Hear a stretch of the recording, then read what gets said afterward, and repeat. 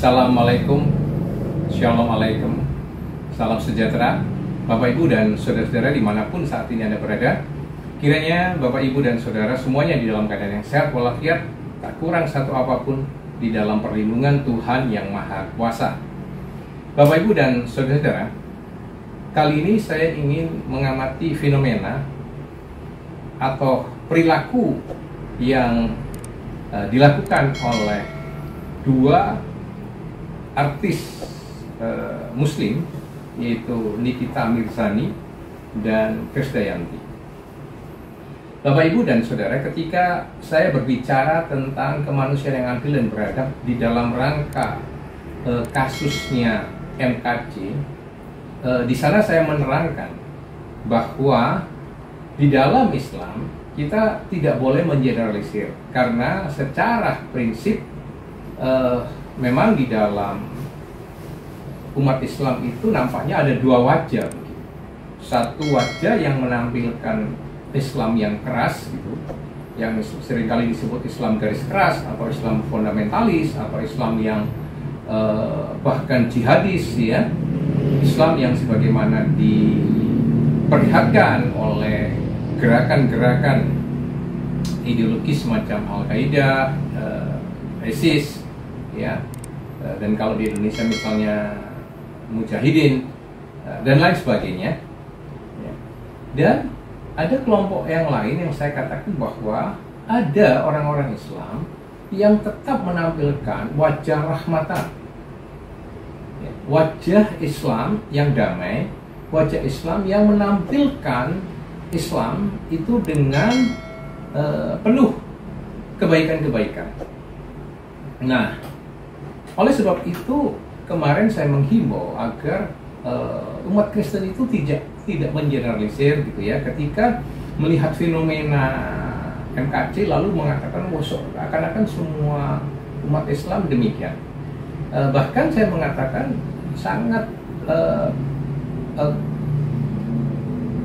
kita mesti percaya gitu bahwa meskipun ada seorang jenderal, ya, Napoleon Bonaparte itu yang lalu menganiaya MKC dengan memberikan kotoran manusia ke wajahnya, lalu itu dilulukan sebagai pahlawan. Saya waktu itu mengatakan, percayalah bahwa tidak semua umat Islam percaya seperti itu, tidak akan mendukung. Dan memang benar kenyataannya, baik dari Muhammadiyah maupun dari NU sendiri, bahkan NU itu kan salah satu pelapor, tidak setuju dengan perilaku itu. Karena bagaimanapun masih banyak orang-orang Islam yang tetap menampilkan wajah rahmatan itu. Nah, bahkan Bapak Ibu dan Saudara, lebih jauh dari itu, kita sekarang melihat dua contoh yang tadi saya katakan itu, yaitu apa yang dilakukan oleh Nikita Mirzani dan Krisdayanti. Memang dua-duanya artis, ya. Nikita Mirzani melakukan katakan aksi sosial, aksi kemanusiaan gitu, membiayai sepasang pengantin Kristen gitu untuk melakukan resepsi atau pesta pernikahan mereka.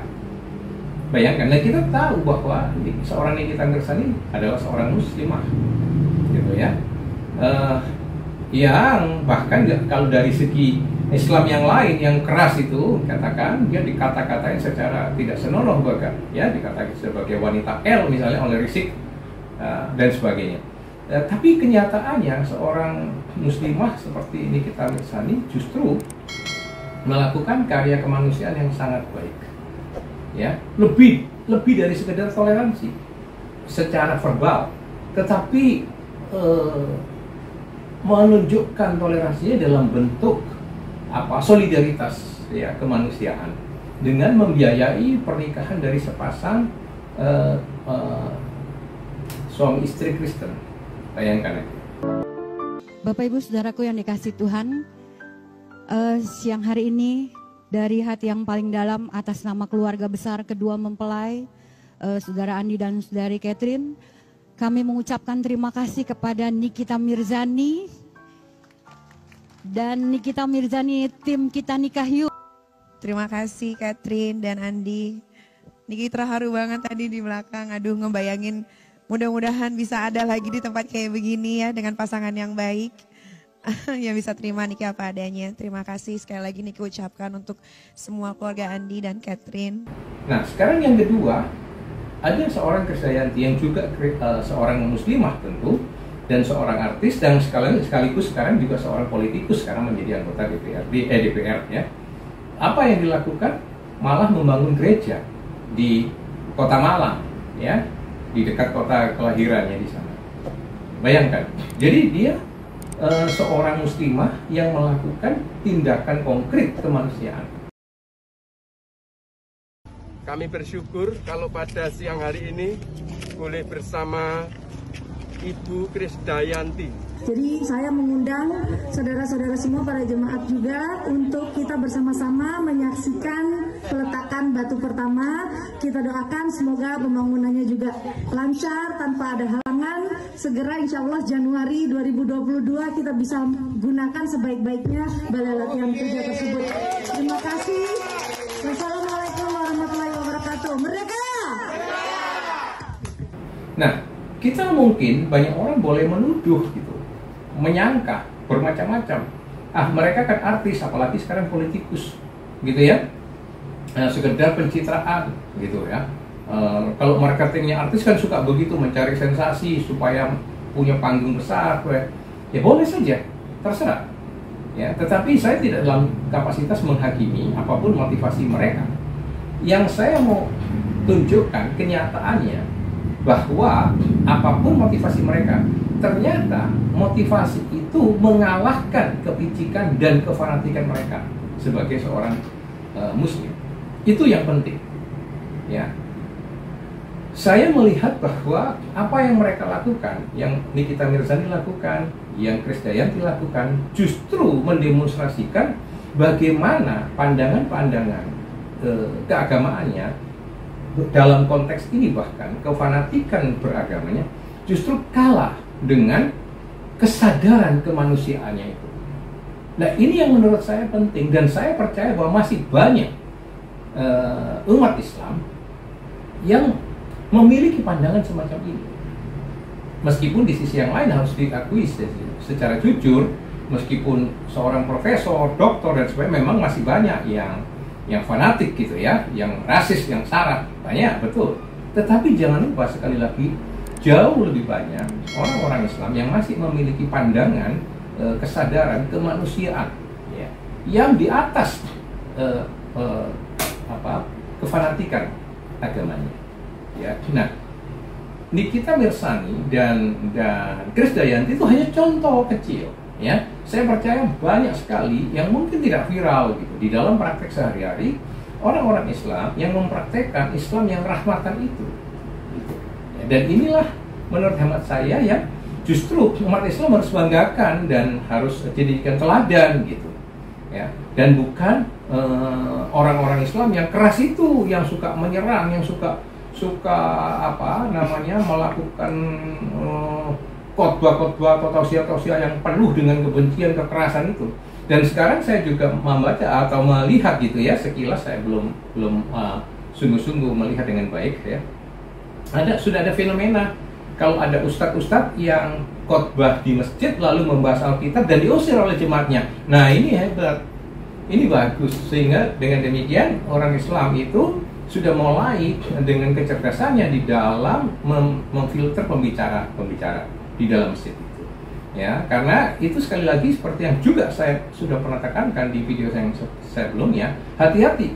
Seringkali banyak orang-orang ya menjadi Islam lalu masuk ke dalam komunitas Islam, memberikan tausiah, khotbah dengan merusak ya, dengan menimbulkan kebencian, dengan mengadu domba, yang mendoktrin pikiran orang Islam itu dengan kebencian-kebencian, ya, dengan menyerang kekristenan. Nah, itu yang nanti korban, yang dirusak pikirannya itu orang Islam sendiri. Dan akibatnya lalu beberapa orang Islam yang mungkin tidak menggunakan akal sehat lagi ikut membenci, menyerang, bahkan apa yang terjadi? Ya tentu itu iklan yang baik untuk nama jeleknya Islam, gitu ya. Dan itu Islam yang rugi.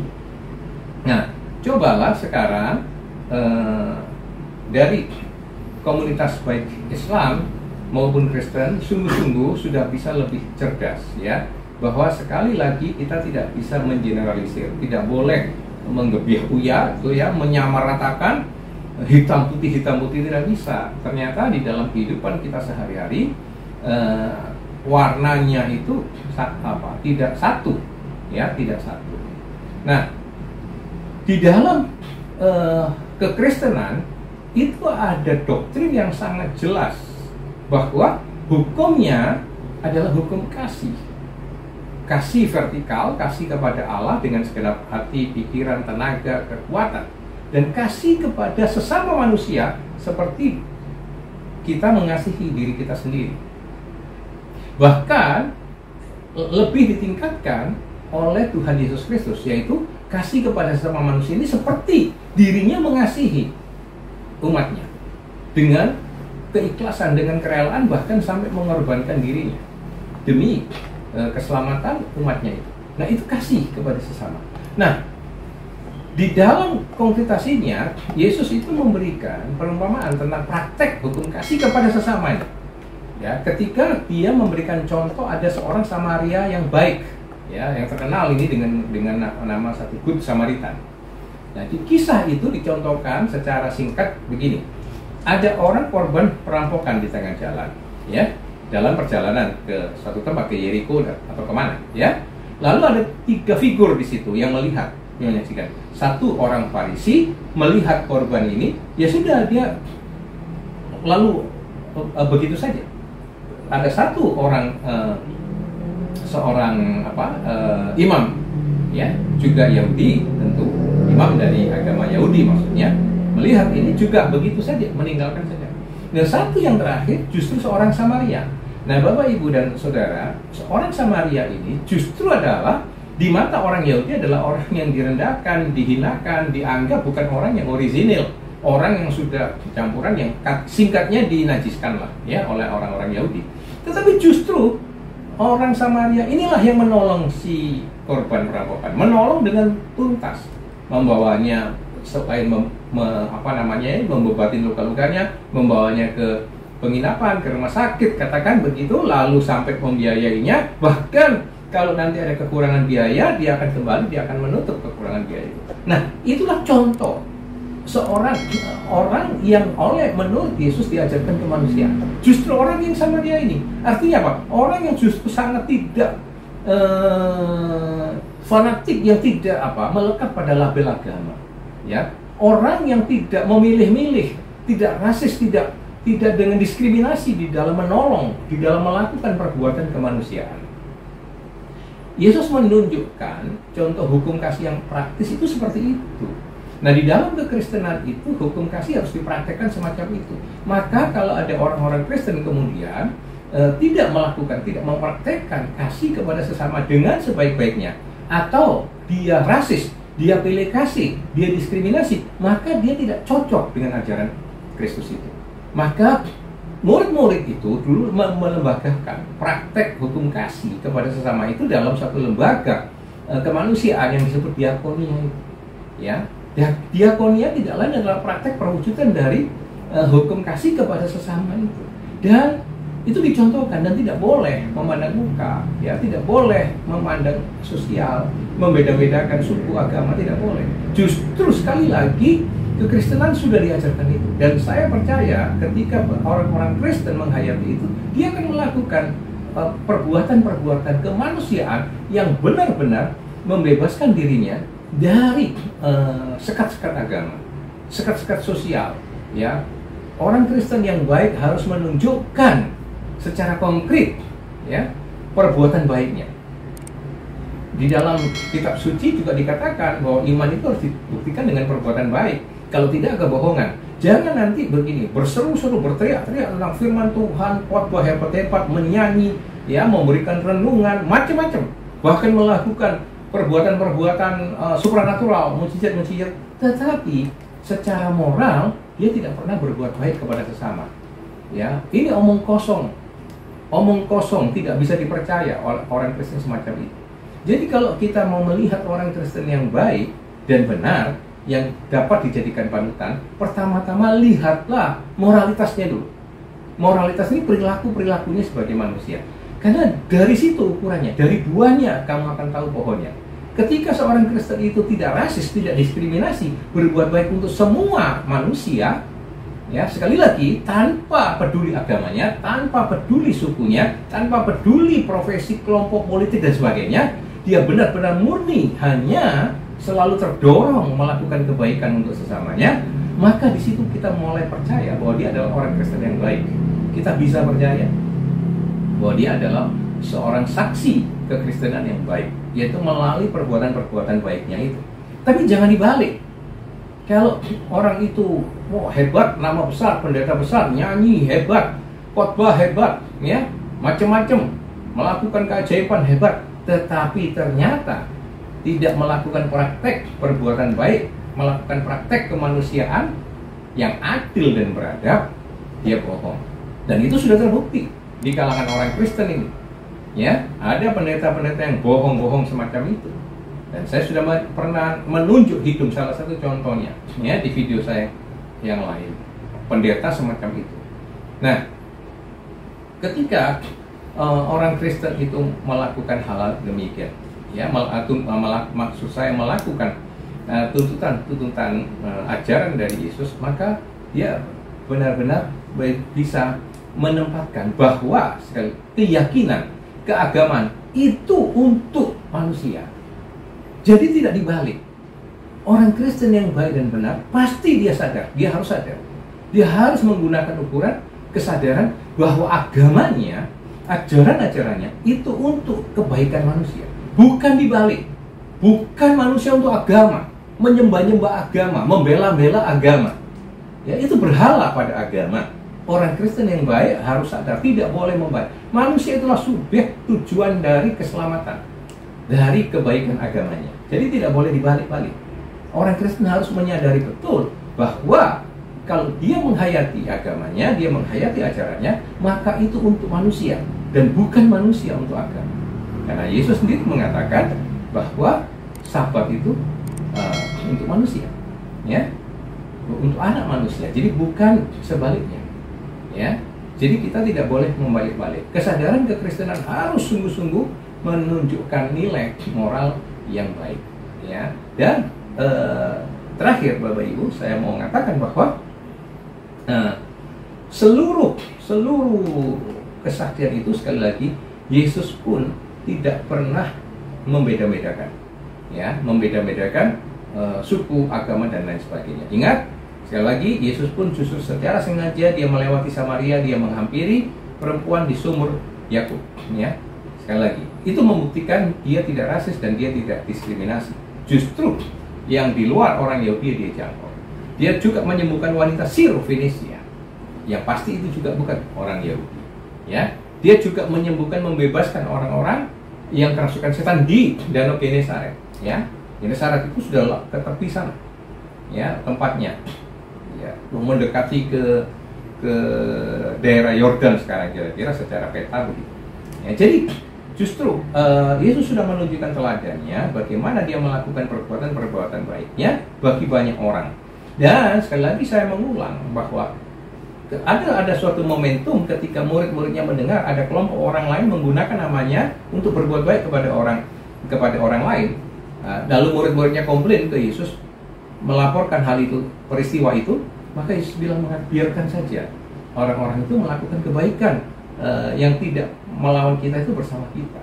Bayangkan, ya, itulah kebaikan, itulah kasih Yesus. Ya, dia mau melakukan perbuatan baik itu untuk orang lain. Ya, dia malahan tidak mencegah orang lain menggunakan namanya asal untuk perbuatan baik. Dan dia tidak pernah berambisi memaksakan orang harus percaya ke dia. Ada 10 orang kusta yang dia sembuhkan semua, hanya 1 yang berterima kasih kepada dia. 9 yang lainnya pergi, ya, semburat, nggak tahu kemana, nggak tahu mengucapkan terima kasih. Apakah dia lalu menarik kesembuhan itu? Tidak. Dia tetap membiarkan 9 orang kusta itu sembuh. Demikian Bapak, Ibu, dan Saudara, saya mau mengatakan bahwa sekali lagi praktekkan hukum kasih kepada sesama tanpa diskriminasi, tanpa pendekatan yang sara, dan ingatlah bahwa yang namanya agama itu untuk manusia dan bukan sebaliknya. Demikian, salam sehat.